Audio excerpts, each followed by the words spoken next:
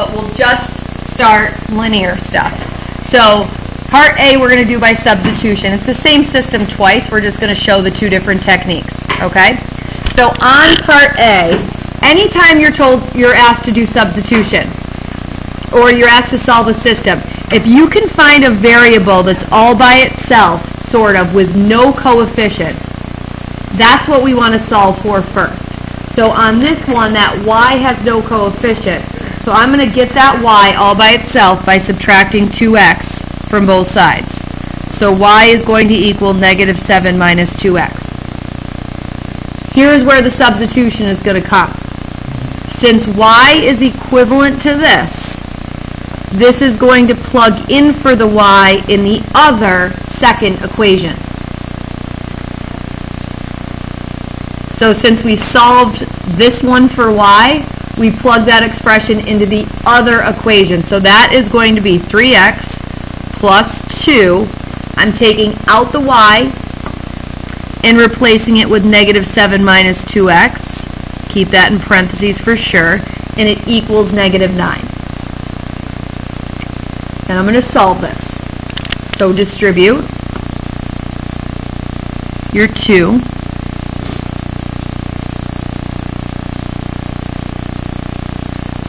Combine like terms. Your x's can be combined.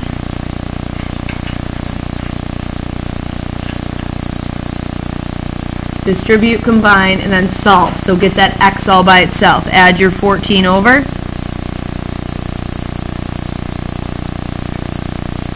And divide by negative 1.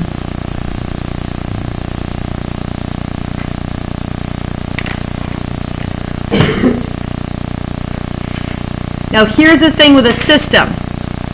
Your solution is not just what is x, we also need to find out the other missing variable, y. You can't just find one variable answer. So now that we know x, we can go back into either one of the originals, or this one is probably the easiest to solve for y. So now that we know that x is negative 5, we can do negative 7 minus 2 times negative 5. That's going to turn into negative 7 plus 10, which is y equals 3. And those two kind of work together as being our solution. Does that make sense? And how do you remember how you kind of present your answer from Algebra 1? Well, if we were to graph these two lines, here's what we would see. Where's our solution? Our solution is where they cross or intersect, which would be there at that point. Hence the reason when we get our xy coordinate, we usually write the answer as a point. Sound familiar? Good. The other method, and we're going to do B, which is the same problem, so we should get the same answer, but we're using a different method of elimination. Do you remember that? Elimination is most beneficial when the variables are already lined up above each other. So x is over x, y is over y, equals over equals, number over number. And what we want to happen is we want, and it doesn't matter, we want either the x's to have the same coefficient. Right now they're different. One's a 3, one's a 2.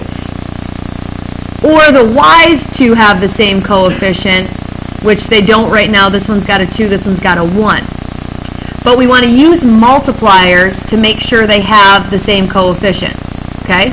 Now, let's pretend for a second that we want to get the x's to have the same coefficient. What do 3 and 2 both go into evenly? 6. So if I were doing that, which I'm not going to, I'll explain in a minute why not, but if I wanted to make them both 6x's, the first equation would have to be multiplied by 2 all the way across the boards to make it a 6x. And this one would have to be multiplied by a 3 all the way across the boards to make it a 6x. Okay? The reason I'm not going to do that is because the y's here, it's going to be easier to get those to have the same coefficient. Because what number did 2 and 1 both go into? 2. And the reason, now I don't have to use a multiplier on the first one, because it's already the 2y, but I do need to use a multiplier on the second one. So I'm going to multiply that by 2, and then I'm going to rewrite the equations still lined up on top of each other. The first equation's not changing. The second equation, everything gets multiplied by 2. So it's going to be 4x plus 2y equals negative 14. Okay, now the way I teach this might differ from the way you learned it in Algebra 1. Some Algebra 1 teachers try to get those to be opposite signs. Does that sound familiar? Like 1 to be plus 2y, 1 to be minus 2y. So that in that situation, you're always going to add the equations together. I don't teach it that way. I teach it, just get them to be the same number, whether it's positive and positive, or positive and negative, or negative, it doesn't matter. Because what I then say is, you now have to decide, are you going to add these equations together or subtract them? What's going to make the 2y's disappear? Subtraction. So I say like same sign, plus and plus, subtract, same sign, subtract. And if they're opposite sides, if one was ever a plus and one was ever a minus, then you'd add. So I make my decision there as opposed to earlier. So same sign, subtract. So I put a subtraction sign. I like to put it in between each and every term so you don't forget about it. So 3x minus 4x is negative x. 2y minus 2y eliminates. Hence the name of the process, elimination. Your equal sign is there. And then negative 9 minus negative 14 is negative 9 plus 14, which is 5. Solve for x, divide both sides by negative 1, and x equals negative 5, which is the same thing we got doing it the other method. Good? So we get negative 5, and likewise, we're still not done. You have to find the value for both variables. Now here, you can plug into either original equation or either one after the multipliers. I would probably go back to the original equations. Doesn't really matter. I'll go into the first one. So 3x is now 3 times negative 5 plus 2y equals the negative 9. And then I'm just going to solve that. So this is negative 15 plus 2y equals negative 9. Add your 15 over. 2y is going to equal 6. Divide by 2, y equals 3. Again, that's what we got on the last one. And we would write our final answer as a point. Okay? Now, how to check your answers on your calculator? And I already showed you the graph, right? So I can see second trace intersect. First curve, see how it's on this one? The cursor's on that one, so I want that line. Second curve, the cursor jumped to that one. Those are the two curves that I want to know their point of intersection. Guess we can ignore. And there's our answer, negative 5, 3. So again, that second trace menu with the intersection. But how did I get those equations on my calculator? Because your calculator, if you go to y equals, only allows you to plug in y equals types of equations. So on this one, I had already solved for y, so I just typed in negative 7 minus 2x for that second equation. The first equation I kind of envisioned. I would subtract over 3x, so I would have negative 9 minus 3x. I put that in parentheses, and then the whole thing would have needed to be divided by 2 to get that second equation. You can actually do that out on paper if you want to check on your calculator, but you should know how to use technology to help verify your answer. Okay, especially as these get a little bit more complicated and they're not line in line. You're going to have systems of parabola in line. You're going to have systems of exponential in line. So we'll get to a bunch of examples as we learn these new types of functions. Okay? So that should be a review, although we do need to refresh it. I realize it's been 2 years since you've seen that, so you'll have some of those on your homework. And then here's really the new skill for Algebra 2. On top of the systems of quadratics and lines and exponentials and lines that we will get to, there are systems in 3 variables. Okay? Now, we need to find x, y, and z. This always is going to be done with elimination. And actually, times 3.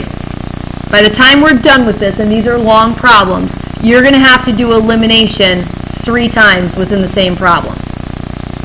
Okay?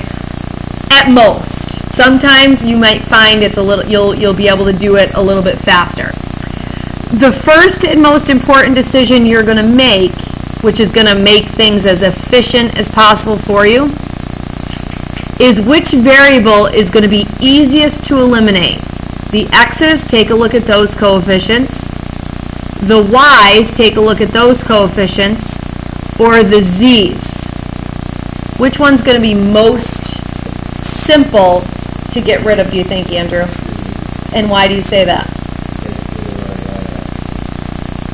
Not really 2 of them, 3 of them in my book. They all already have the same coefficient, 1, 1, and 1. Remember the plus or minuses I address later. So the first thing we're going to do is a round of elimination with these first 2 equations, eliminating, as Andrew decided would be most efficient, the z. Now, do those z's have the same sign, so we subtract, or opposite signs add? Opposite signs add. So one is a plus z and one's a minus z. So we're going to add. 2x plus 6x is 8x. Y plus negative 3y. Negative 2y, good, Nathan. Your z's eliminate. Oops, I should put my plus sign in there too. 15 plus 35, 50. Okay, so we've eliminated our z there. Whatever we choose to eliminate from those first 2 equations, we have to also eliminate that same variable from the next 2 equations. And again, I don't need multipliers because my z's already both have 1. So I'm going to rewrite those second 2 equations over here.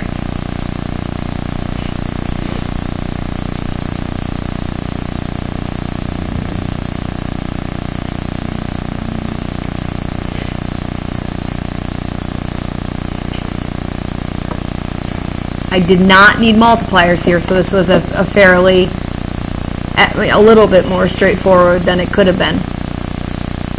So am I same sign subtracting or opposite signs adding, Aiden? Very good, subtract. Now here's, again, where we have to be very, very careful with signs. 6x minus negative 4x is what? 10x, are we all on board with that? The double negative turned to plus. Negative 3 minus positive 4. Andrew? Negative 7y, excellent.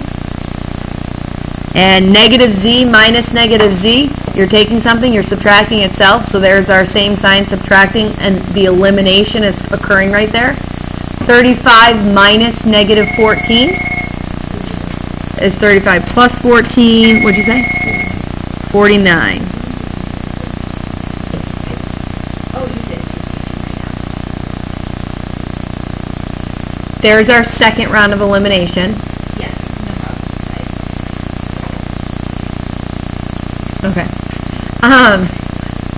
Our third round of elimination now is going to happen with these 2 equations. So we got rid of our z's, we got rid of our z's. Now we have a basic 2 variables, same 2 variables in both equations. So look at your 8 and 10 for your x's, or your 2 and your 7 for your y's. which one is going to be easier to get the same coefficient on? What's the smallest number 10 and 8 both go into? Is that the smallest? They do go into 40. We could do 80. We'd get the same answer. How about the smallest number that 2 and 7 go into? So which would you rather? Make both of these 40 or make both of these 14? I honestly don't think it matters, but we'll make them both 14. So what multiplier does this equation need to make this a 14? So times 7. That's going to make it 56x minus 14y equals 350.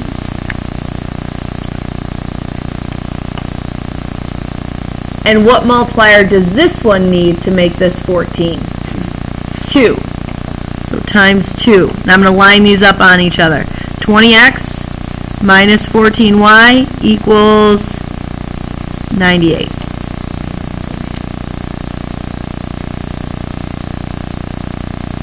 Okay? Same sign subtract or opposite sign to add? Same sign subtract. So put your little subtractions in there. 56x minus 20x is 36x. Your same sign subtract eliminates.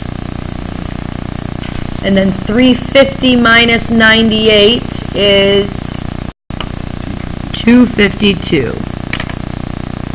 And then finally we can solve for x. Do you see our elimination 3 times? Okay, that's the most you're going to have to do it. Divide by 36 and we get, what was it? 7. Okay, now again, we're not done because we only have the value for one variable and there were 3 in there. So now we're going to kind of domino effect backwards. We're going to take this x number and go back into something with just x's and y's. And plugging in that 7, I'll go into this equation. Are we good with that? So 8 times 7 minus 2y equals 50.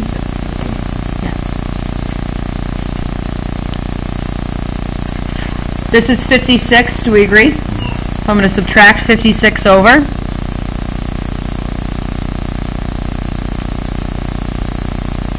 And then divide by negative 2, and y equals 3.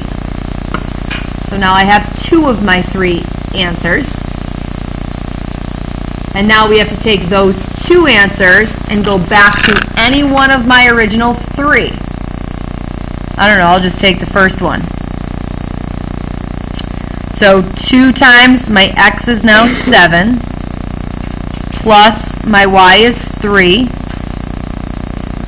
plus z equals 15. So this is 14 plus 3, which is what? 17 plus z equals 15. Subtract 17 from both sides, we get z is negative 2. And how did we write our answer with just 2 variables? We wrote it as a point, right? This can be done very similarly. You may see as your final answer the x coordinate, the y coordinate, and the z coordinate.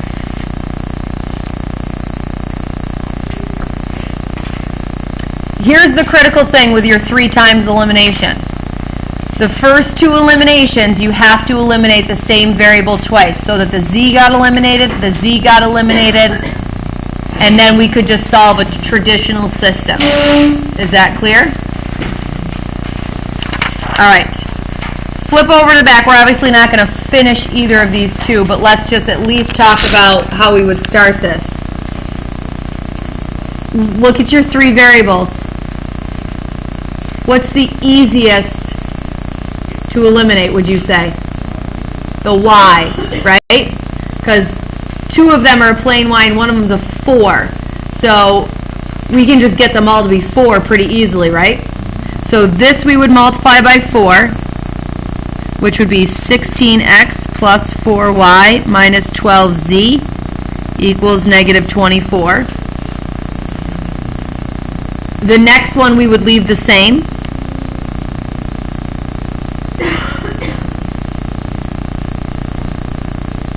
And the third one, we would also multiply by 4, which would make 20x minus 4y minus 28z equals negative 76. Okay? Then we would, and I'm not going to do this, but I'll just show you, we would eliminate the y by same sign subtract or opposite signs add? Same sign subtract. So that's going to leave us with an equation with just x's and z's. And then we're going to do that with the next two. And that would be opposite signs add, which will leave us with an equation with just x's and z's. And then you're going to solve your third system just with x's and z's. And then kind of go backwards figuring out the other variables. All right? Question? Test corrections are due tomorrow just because I didn't want to have to collect 3 things